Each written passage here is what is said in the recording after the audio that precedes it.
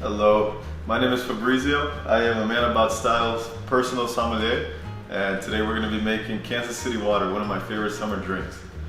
Alright, so what we need is a little bit of ice, some fresh lemons, limes, mint, rosemary, and thyme. And we're going to be working with this amazing gin, Empress Gin.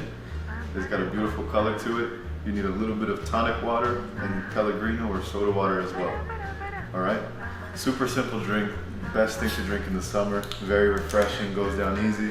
Be careful, goes down easy. So we're gonna do equal parts soda water and tonic water. I've made this a lot so I can eyeball it, but I recommend measuring. A little bit of tonic water as well.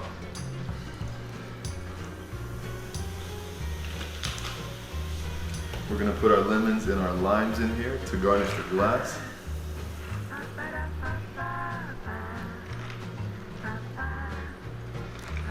Some rosemary and thyme for flavor. Anytime you're working with gin, rosemary, thyme, any kind of herbs and spices is going to complement very well. Gin is known to have that botanical element to it. And a little bit of crushed mint.